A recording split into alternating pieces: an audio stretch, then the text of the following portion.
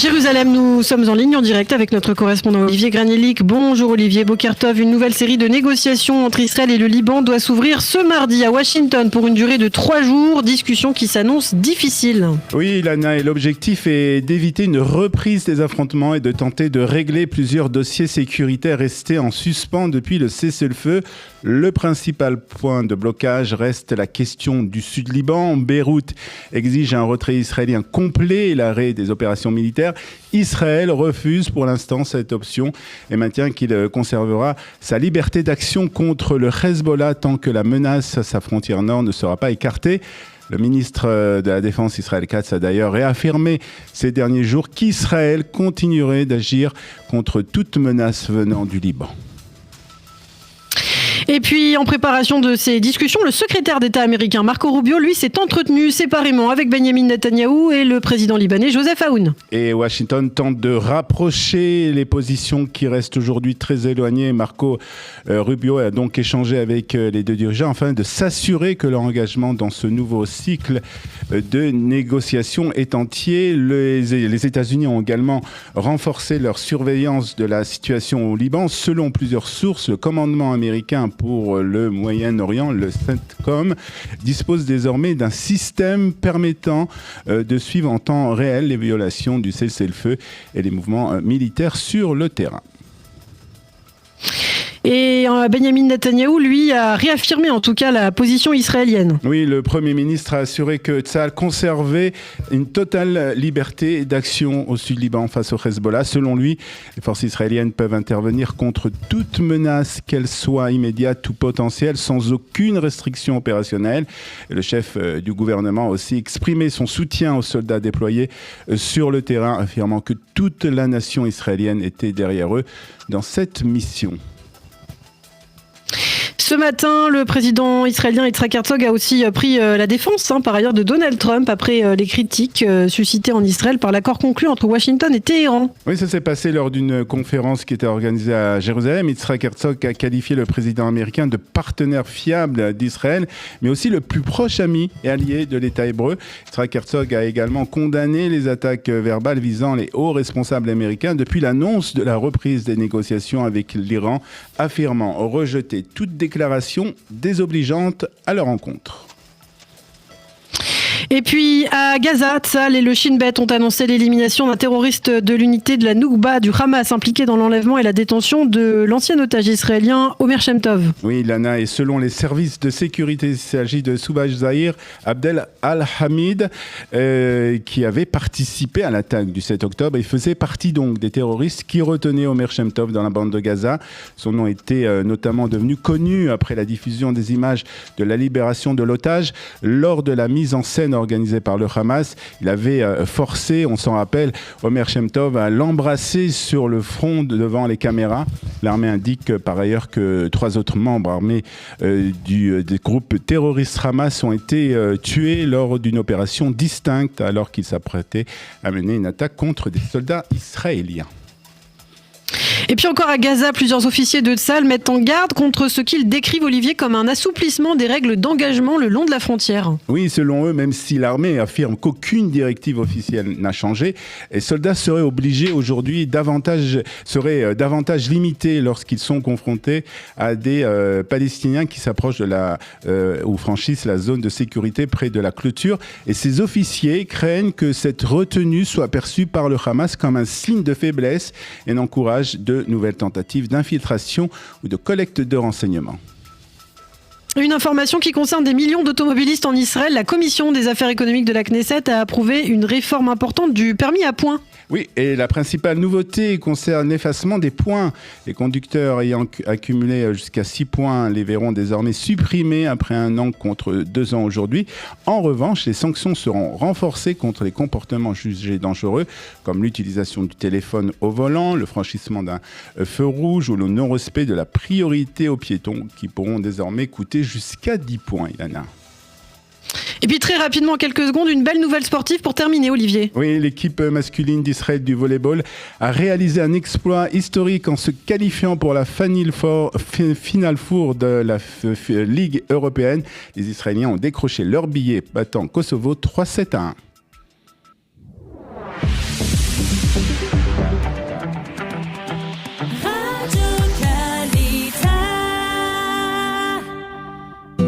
Alors, jetons un coup d'œil sur la météo en Israël. La météo de ce mardi 23 juin 2026, avec un ciel généralement dégagé sur l'ensemble du pays. Les températures restent proches des normales de saison, avec une légère hausse à l'intérieur du pays et dans les régions montagneuses. Il fera aujourd'hui donc jusqu'à 29 degrés à Haïfa, il fera jusqu'à 30 degrés à Tel Aviv, 29 degrés ici à Jérusalem, il fera jusqu'à 34 degrés à Beersheba et 40 degrés à Eilat.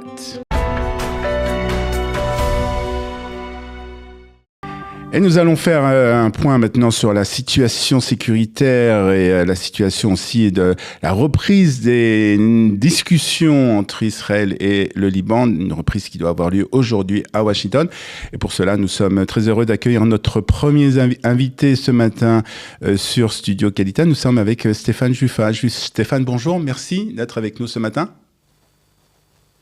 C'est un plaisir. Bonjour Olivier, bonjour aux auditeurs téléspectateurs de Studio Qualita. Alors, vous êtes analyste stratégique et rédacteur en chef de Metula News Agency. Vous habitez justement à Metula, dans le nord d'Israël. Alors, ma première question, elle concerne justement un peu votre statut d'habitant, de citoyen du nord du pays.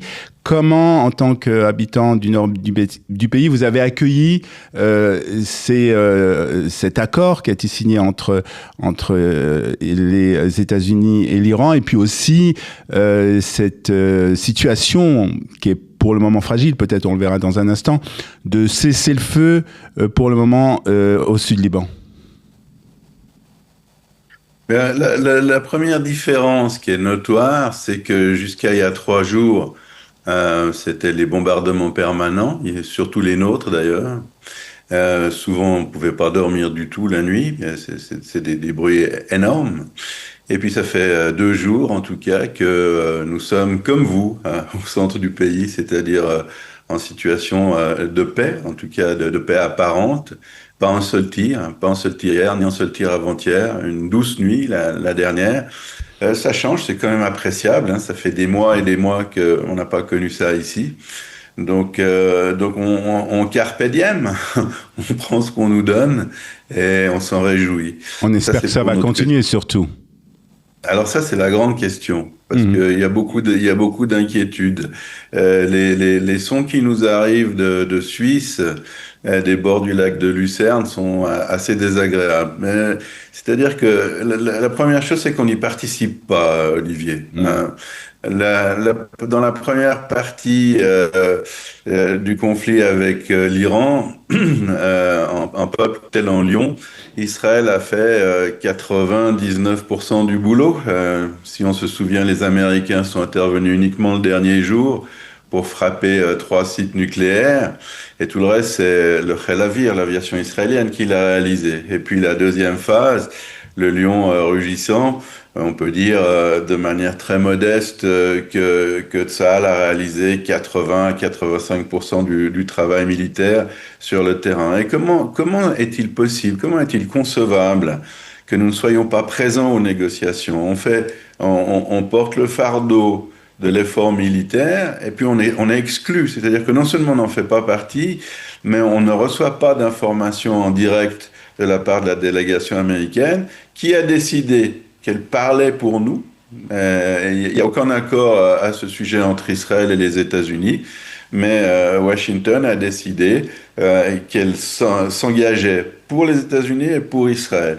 Et sans même qu'on sache de quoi il s'agit. On a bien des idées, mais ces idées nous viennent par le renseignement, par des fuites. Et c'est totalement anormal. Et ce qui est aussi anormal, c'est peut-être que notre gouvernement n'exige pas une place à ces négociations. On est toujours dans l'ombre. On a une sorte de canard enchaîné de la diplomatie. Et c'est très désagréable et ce n'est pas normal. Notre première exigence doit être que ceux qui gagnent la guerre sur le terrain sont aussi ceux qui participent aux négociations. Et il n'y a pas cette exigence de notre part. On ne sait pas où va exactement la diplomatie israélienne. Elle est très prudente, c'est le moins qu'on puisse en dire. Alors, il y a un point aussi qui est très important et qui fait partie aussi de ces négociations, c'est le retrait d'Israël du Liban et qui vous concerne aussi, plus particulièrement en tant qu'habitant du Nord. Beyrouth exige un retrait israélien complet et l'arrêt des opérations militaires. Pour le moment, Israël refuse.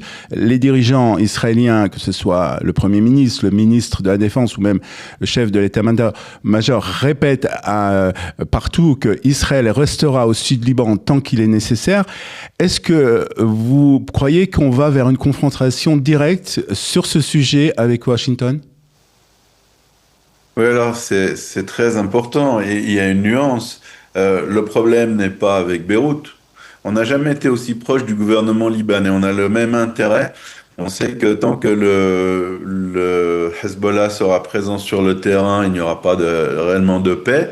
Donc s'ouvrent aujourd'hui et pour 3 jours les négociations à Washington avec le gouvernement libanais. Ces négociations, Olivier, sont cordiales. On cherche ensemble des solutions.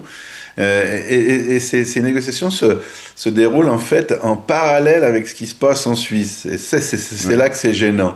On a l'impression qu'il y a une sorte d'alliance, il y a une très grande proximité entre les États-Unis et l'Iran. Il n'y a pas d'aspérité, on n'entend pas parler de négociations serrées, difficiles, de discussions épiques. Au contraire, on voit les gens on voit des accolades, on voit des embrassades.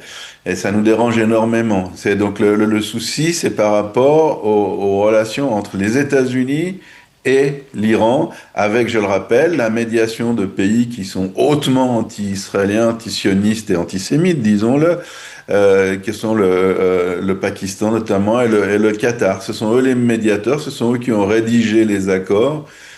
Cette semaine se déroulent les discussions, ce qu'ils appellent les discussions techniques.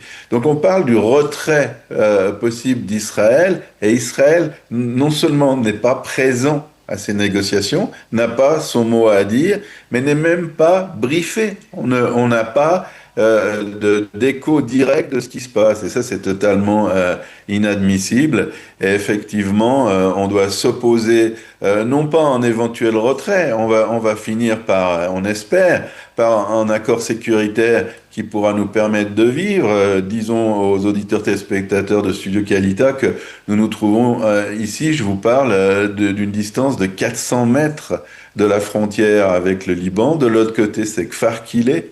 C'est une ville chiite de 25 000 habitants normalement, une ville qui est entièrement aux mains, normalement, du Hezbollah. Le fait de se retirer sans accord et de voir les terroristes revenir à 400 mètres de la rédaction, c'est quelque chose qui est pour nous impossible, mais qui pourrait nous être imposé par les États-Unis.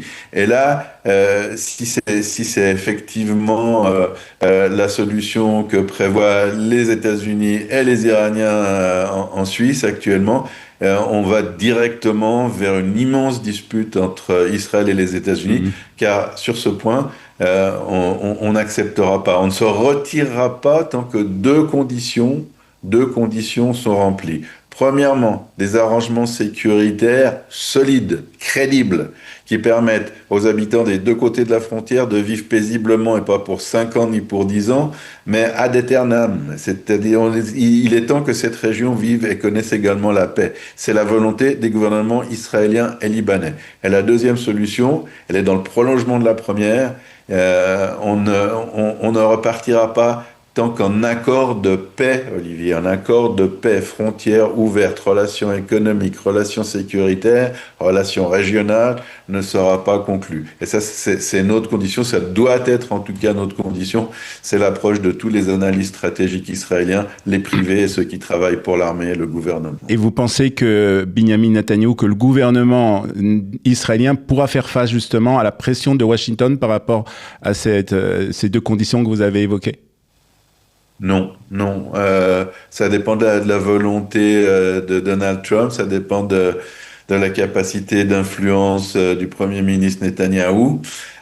Si les États-Unis décident que nous devons nous retirer et qu'on ne le fait pas, ils nous couperont les vifs, c'est-à-dire qu'ils nous couperont les munitions. On parle principalement des munitions ordinaires, c'est-à-dire des obus pour l'artillerie, des obus pour les chars et des munitions courantes pour l'aviation. Sans cela, on ne peut pas se battre, on ne peut pas combattre. On a une réserve, je dirais, en étant pessimiste, de 2 semaines de conflit pour 2 semaines de conflit ouvert ou 4 semaines de conflit intense. Et puis après, c'est les arcs et les flèches, Olivier, c'est les pierres. Donc on est obligé de trouver un modus vivendi avec les Américains. Ouais. Et c'est très compliqué quand on a un président américain qui surtout veut mettre en terme pratiquement à tout prix. On pense même que l'accord qu'il envisage est pire que l'accord de 2015 signé par Obama, qui était une catastrophe et qui a d'ailleurs été annulé par le président Trump. Ouais. Et maintenant, on connaît pas exactement le contenu, mais on a peur ici que ce soit pire. Ah. Donc ça dépend de quel pied se lève Alors, Donald Trump. justement, Oui, je vous en prie. Justement, ma dernière question concerne Donald Trump et justement on va dire ce retour en arrière de Donald, pas son retour en arrière, puisqu'en fait, ce changement de position, d'attitude de Donald Trump par rapport à Israël et aussi par rapport à son grand ami Benjamin Netanyahou. Comment vous l'expliquez ? On parle d'intérêt économique, on parle aussi d'une situation intérieure aux États-Unis avec prochainement des élections. Quelles sont, d'après vous, les raisons de ce changement de position, d'attitude ? Vous les avez cités, puis il y a une irritation côté américain. C'est qu'ils ont l'impression, le président et son entourage, qu'Israël a poussé les États-Unis à la guerre. Donc ils le disent pas forcément ouvertement, mais ça sent dans toutes leurs interventions qu'on leur a présenté une campagne, même pas une guerre, qui devait durer 2 à 3 semaines et qui aurait vu un changement de régime qu'on leur a probablement promis à Téhéran, et ces espoirs n'ont pas été acquis, n'ont pas été réalisés. Et puis des deux côtés, Israël et les États-Unis, du point de vue stratégique, on a commis une énorme erreur, c'est qu'on n'a pas analysé correctement l'importance du détroit d'Ormuz. On pensait que les États-Unis, c'était l'opinion en Israël, on pensait que les États-Unis, avec 2 ou 3 porte-avions dans la région, pouvaient maintenir de force le détroit d'Ormuz ouvert. Il s'est avéré qu'avec des moyens très limités, les gardiens de la révolution khoméniste étaient capables de le fermer et de le maintenir fermé. Et ça a été la mauvaise surprise qui a fait monter les cours du pétrole et qui a lourdement impacté à la fois le commerce mondial, international, et la situation économique interne des États-Unis. Pour l'électeur américain, pour l'Américain moyen, le prix du gallon à la pompe pour remplir sa grosse voiture, c'est la préoccupation essentielle. Et nous disons une autre chose. Nous disons que c'est une approche qui est fausse, parce que si les États-Unis permettent à l'Iran de faire ce que l'Iran désire, ce que la théocratie persane désire, ils vont continuer à développer leur programme nucléaire, même s'il va y avoir une latence de 1, 2 ou 3 ans. 1, 2 ou 3 ans, c'est en ces termes, c'est très peu de temps. Et puis ils vont continuer, parce qu'ils le font déjà, à développer des missiles balistiques intercontinentaux. Et sous quelques mois ou quelques années, eh bien, ces missiles menaceront les États-Unis. Et c'est très compliqué de trouver une parade absolue à cette menace. Et c'est le pendant, c'est l'autre côté, le côté sombre de ces négociations en Suisse, c'est-à-dire que ce n'est pas abordé. Et nous sommes persuadés que l'administration Trump n'a pas une idée assez claire, suffisamment claire de cette menace. Il la voit lointaine, alors que la menace d'une hausse des prix du pétrole, qui est largement moins dangereuse, est immédiate. Et il préfère la solution au problème immédiat, que ceux aux problèmes de moyen et long terme. Et ça nous inquiète beaucoup, et pas uniquement les Israéliens, mais également pas mal de pays européens qui n'ont pas aujourd'hui de parade contre ces missiles et contre cette menace potentielle, mais qui la connaissent. Stéphane Jouffa, merci beaucoup pour ces explications. Merci d'avoir été avec nous ce matin depuis Metula, pour Studio Kelita. Bonne journée à vous, Boker Tov. Bonne journée aussi.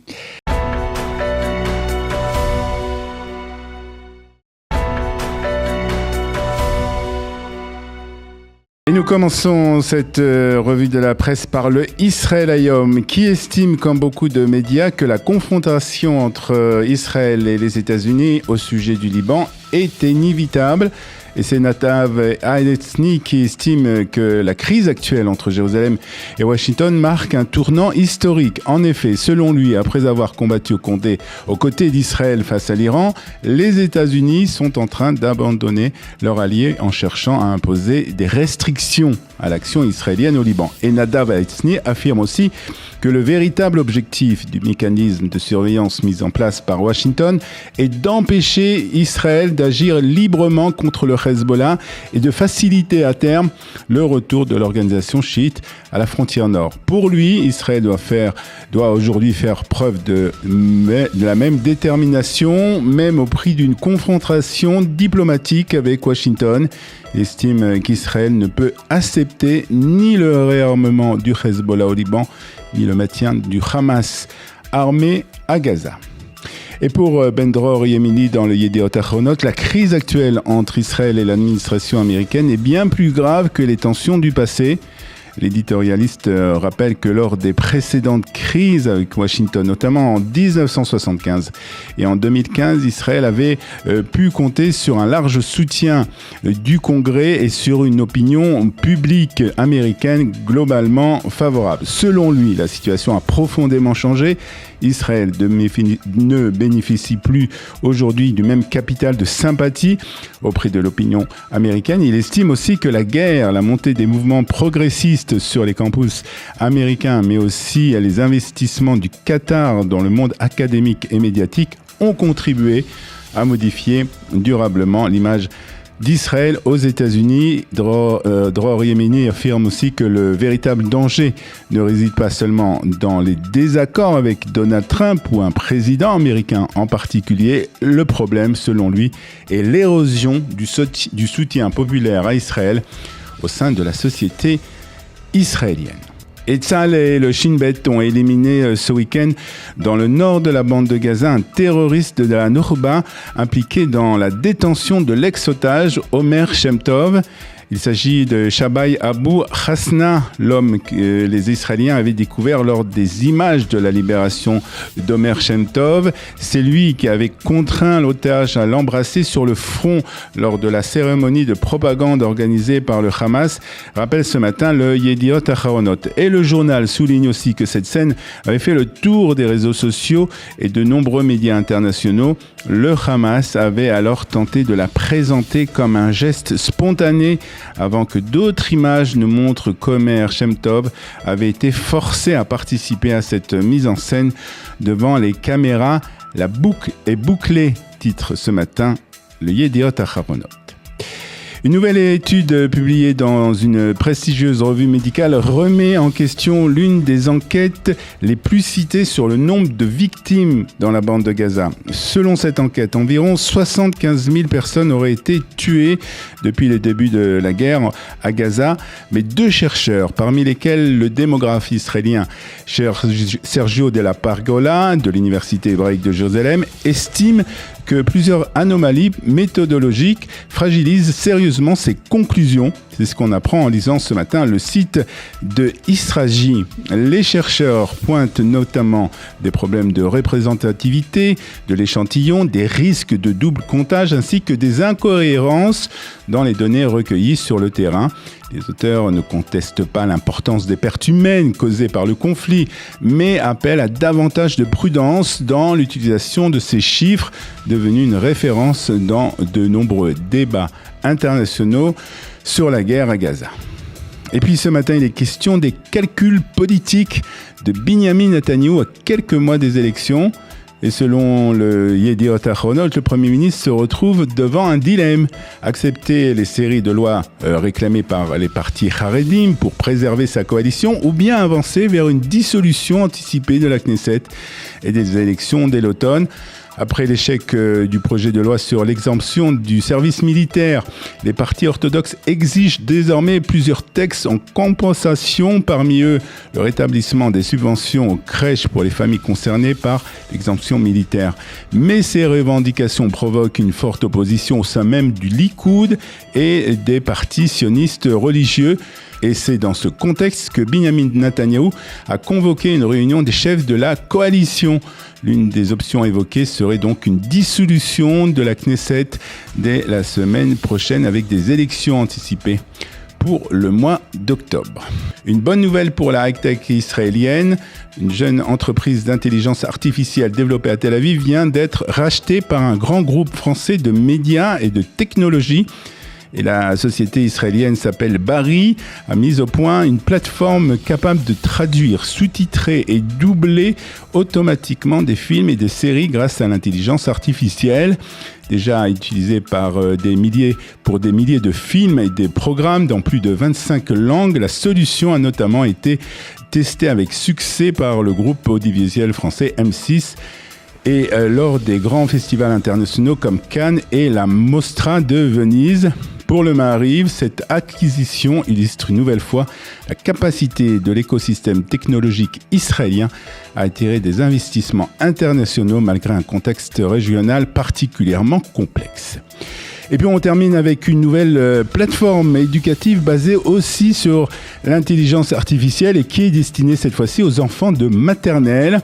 Baptisé Réduire les écarts, ce programme gratuit a été développé pour aider les jeunes enfants à rattraper les retards accumulés pendant plus de 2 années marquées par la guerre, les alertes, les évacuations et les interruptions répétées des cours. À travers des jeux interactifs, la plateforme permet de travailler le vocabulaire, la compréhension des consignes, la reconnaissance des lettres ou encore le développement du langage. Pour les concepteurs du projet, agir dès la maternelle est devenu essentiel afin d'éviter que les retards accumulés pendant la guerre ne se transforment en difficultés durables tout au long de la scolarité. Ne placez pas votre confiance dans les puissants, ni dans les êtres humains qui n'ont pas la capacité de sauver. C'est la traduction d'un verset des psaumes que l'on récite depuis des millénaires. Et cette semaine, nous en avons tous mieux saisi le sens. C'est le constat que dresse le Rav Lior Engelman, un rabbin, écrivain, intellectuel israélien réputé pour ses analyses qui mêlent spiritualité, psychologie et géopolitique. Il a écrit un texte qui mérite d'être partagé. Selon lui, les Israéliens ont commis une erreur majeure ces derniers temps. À ce verset des psaumes, ils ont ajouté un astérisque invisible. Ils se sont dit, ne faites pas confiance aux hommes, ne faites pas confiance aux puissants, sauf à Donald Trump. Nous pensions que Trump était le grand magnanime, l'allié imprévisible, capable de tout détruire pour nous. Et résultat, un accord de capitulation stupéfiant. L'Amérique vient de tendre la main à l'ennemi iranien, qui était pourtant à terre, juste avant le chaos. Où sont passés les tweets fracassants et les promesses de raser la civilisation des mollahs? Envolés. Pas d'arrêt du programme des missiles balistiques, pas de démantèlement des proxys, et un nucléaire iranien qui reste pour le moment intact. Le réveil est brutal. En fait, Trump a choisi le confort immédiat. Le Rav Engelman nous invite à voir un peu plus loin. Il explique qu'il ne s'agit pas d'une affaire d'homme, mais une affaire de vision du monde. Nous avons d'un côté un Occident chrétien, repu, matérialiste, qui a abandonné toute exigence spirituelle depuis bien longtemps, qui a renoncé à défendre ses valeurs les plus profondes. Cet Occident ne veut qu'une chose, la paix sociale et un baril de pétrole bon marché, et pourquoi pas une Coupe du Monde réussie. Il n'est même plus prêt à se battre pour ses propres valeurs. Rappelez-vous ces milliers d'Iraniens, ces femmes, ces étudiants qui ont bravé la mort pour réclamer la liberté. L'Europe leur a tout simplement tourné le dos. Quant à l'Amérique, Trump avait promis que l'aide était en route. Et finalement, la boussole américaine s'est noyée dans le détroit d'Ormuz. L'Occident est fatigué, il est égoïste, Et peut-être pressent-il déjà au fond de lui que les vagues migratoires dicteront bientôt leurs lois sur leur territoire. Face à cette fatigue occidentale, nous avons un islam radical, déterminé, porté par un souffle idéaliste, destructeur et mortifère, mais d'une résilience absolue. L'Iran a perdu ses dirigeants, ses généraux, sa monnaie ne vaut plus rien, et pourtant, l'Iran tient bon. Pourquoi? Parce que chez eux, l'esprit et l'idéologie, aussi sombres soient-ils, l'emportent sur le confort matériel. Alors, quelle est l'alternative? Le Rav Engelman nous rappelle que le peuple juif est le seul capable de relever ce défi. Pourquoi? Parce qu'Israël fait la synthèse. Nous aimons la liberté et les droits individuels chers à l'Occident, mais nous portons aussi en nous la mémoire, le sens du devoir, le sacrifice pour des valeurs qui sont au-dessus de tout que porte l'Orient. Et c'est cela qui nous fait tenir malgré les mois de réserve, les sacrifices et la guerre que nous subissons depuis maintenant 2 ans et demi. Cette guerre est aussi une guerre qui doit être une guerre de libération face à la cage dorée de l'allié américain. Les démocrates américains nous boudent depuis un petit moment maintenant. Mais maintenant, nous avons l'homme le plus sioniste, qu'on pensait le plus sioniste d'Amérique, celui qu'on pensait être notre allié indéfectible, qui signe un pacte avec le diable. Alors il est temps de planifier, étape par étape, notre indépendance économique et militaire. Alors oui, ça aura un coût sur notre qualité de vie, mais c'est un prix à payer pour notre liberté, pour nos valeurs. Pour conclure, qu'est-ce qui doit nous donner de l'espoir?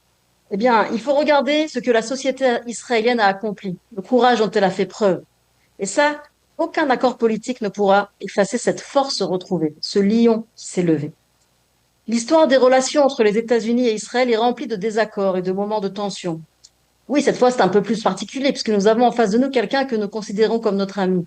Mais comme le disait Henry Kissinger, il peut être dangereux d'être l'ennemi des États-Unis, mais être leur ami est fatal. Alors gageons que la résilience et la ténacité du peuple d'Israël, l'attachement à ses valeurs et sa détermination à les défendre sauront surmonter cette fois encore cette crise passagère. L'éternité d'Israël ne saurait être démentie. Et nous allons à présent parler d'un nouveau livre, un livre qui est sorti. L'auteur est Aryeh Ben-Semoun. Le titre de ce livre, État de Palestine, solution ou illusion. Et nous sommes très heureux de recevoir Aryeh Ben-Semoun. Aryeh, bonjour, merci d'être avec nous ce matin sur Studio Kelita. Je rappelle que vous êtes le président de Elnet. Et on va parler de ce livre qui est, je crois, déjà sorti.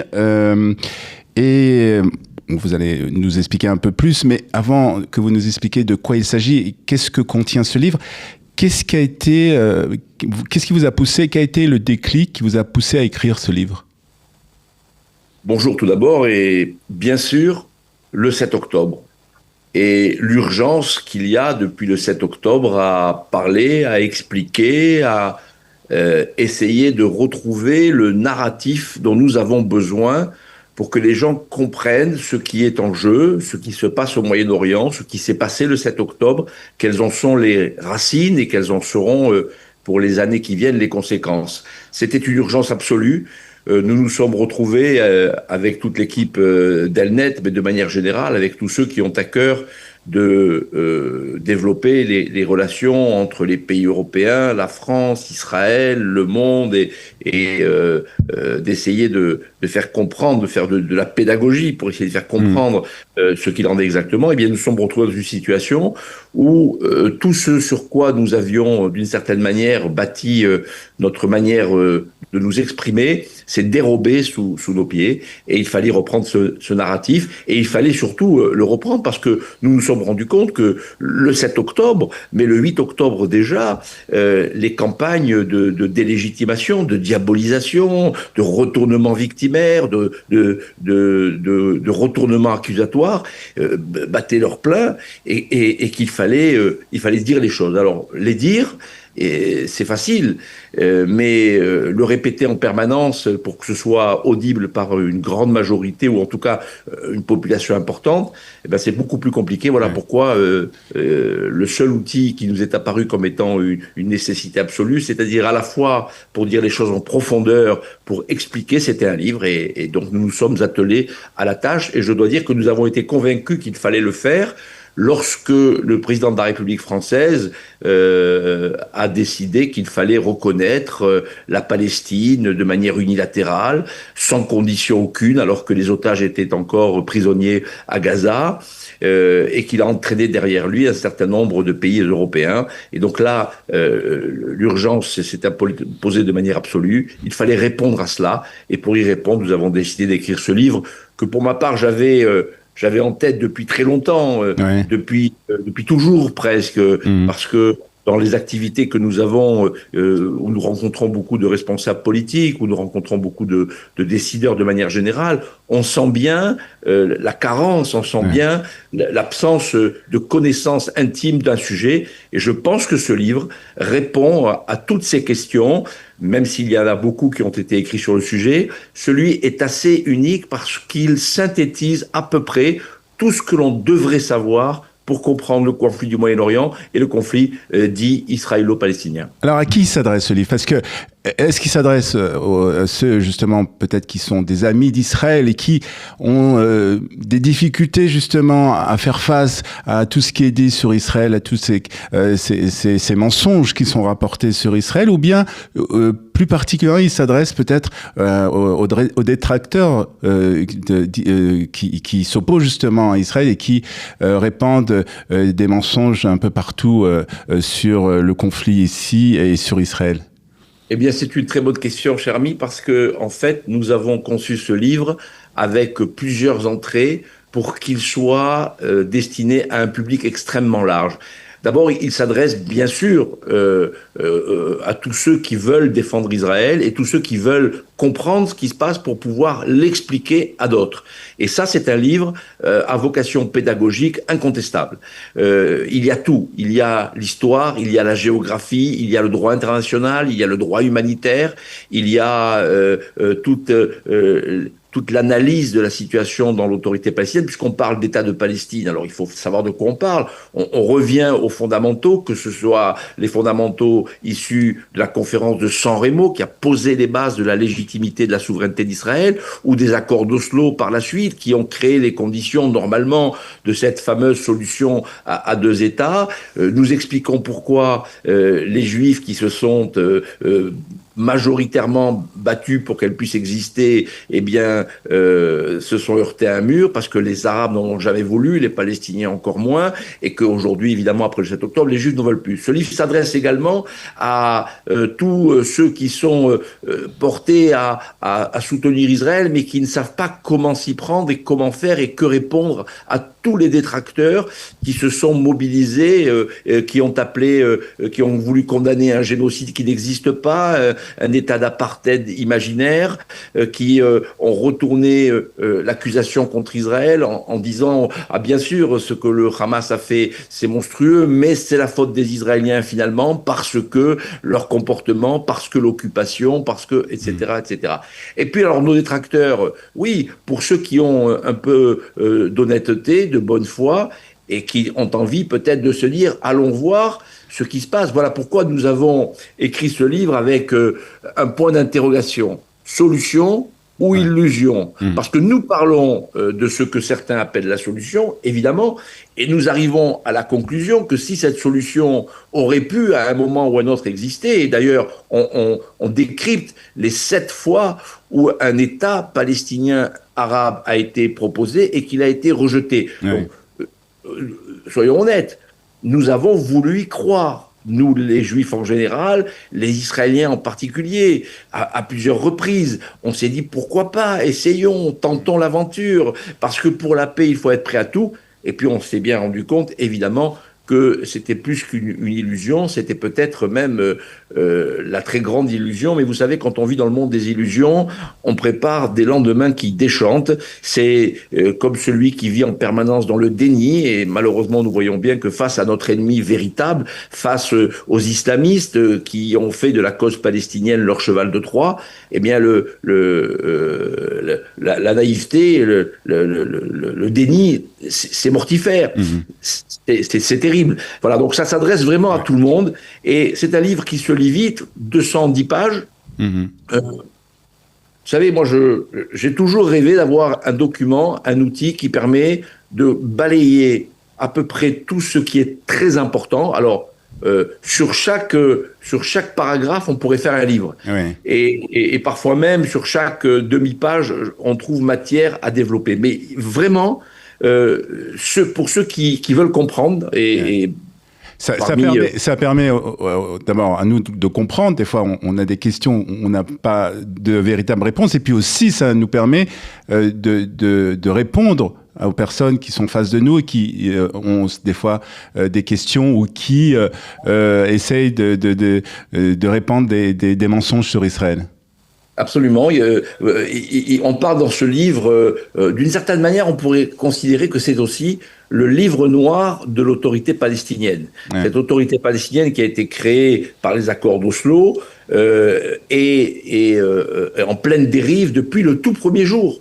Le double langage, l'éducation à la haine, la rémunération des terroristes, la glorification des martyrs, la corruption incroyable. Et puis, se poser cette question, comment se fait-il que la communauté internationale, que les Européens soient obsédés par cette question palestinienne et que, étant obsédés, ils sont prêts ils sont prêts à tous les renoncements pour que cette cause palestinienne puisse triompher au détriment de la vérité, au détriment de la justice, au détriment de la paix elle-même, au détriment, il faut le dire et le répéter, des Palestiniens eux-mêmes qui sont victimes de ce système-là dans lequel ils ont été totalement embrigadés, à un point où aujourd'hui, vous avez 75% des Palestiniens, il y a des instituts de sondage chez les Palestiniens qui permettent de donner cette indication, 75% soutiennent le Hamas,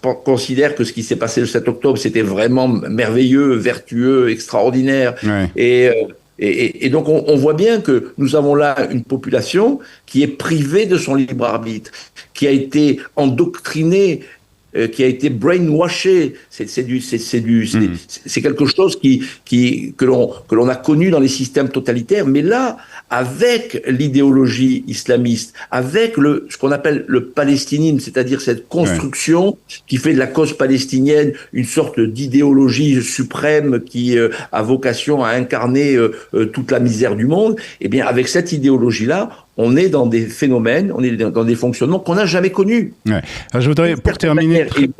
Il faut jamais comparer, même avec les nazis, on avait une monstruosité qui se dissimulait, qui voulait se cacher, qui voulait échapper à la lumière de la vérité du monde.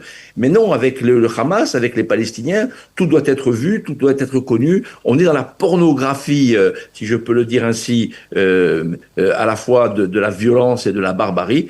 Et donc, face à ça, on est démunis. Et on était démunis parce que maintenant on a ce livre. Et il fait référence pour justement pouvoir comprendre et expliquer. Alors juste pour terminer très rapidement, justement pour parler un peu de des différents aspects de l'image d'Israël dans les médias, dans le monde. Alors il y a cet aspect bien sûr de la guerre et puis il y a un autre aspect, c'est l'aspect de l'innovation. Et vous revenez de l'exposition Vivatech. Est-ce que Israël a été présent encore une fois ? À Vivatech, nous avons, pour la première fois depuis très longtemps, non pas amené un stand, entre guillemets, israélien, mais nous avons bâti un pavillon pour représenter les accords d'Abraham, pour représenter ce paradigme nouveau de la coopération autour de l'innovation et des nouvelles technologies. Et nous avions sur le stand de Abraham Intech, 15 startups israéliennes, 13 startups du Maroc, 3 startups des Émirats, du Bahreïn.